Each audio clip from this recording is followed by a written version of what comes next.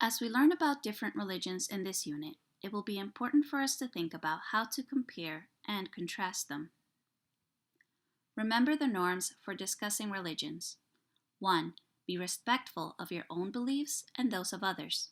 Everyone is entitled to their own ideas, opinions, and personal beliefs.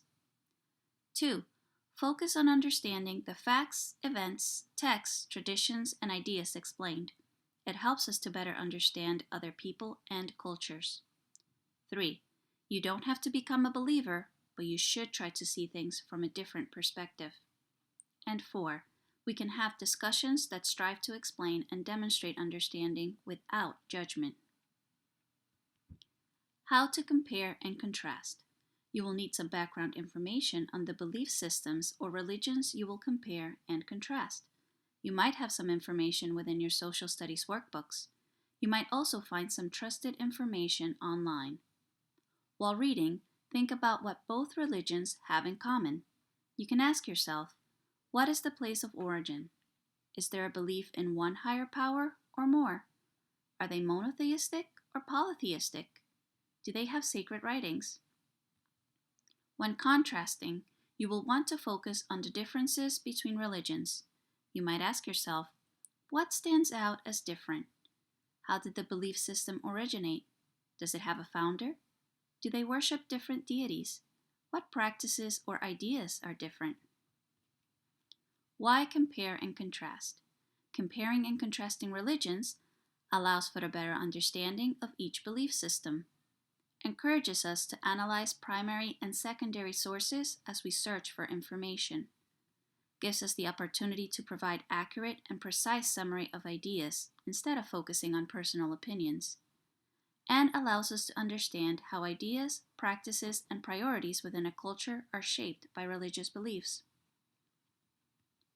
Let's take a look at an example from our unit. We can read about Taoism and Confucianism. You can look up the information within your workbooks. First, set up the two religions you will be comparing. We can think of something they have in common, such as that both of these religions and philosophies were developed in China. What else might these two religions have in common?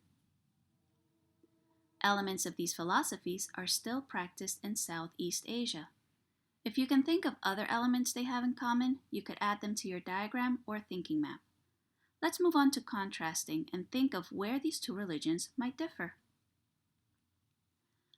Let's take a look at Taoism. It was founded by Lao Tzu. What about Confucianism? It was founded by Confucius.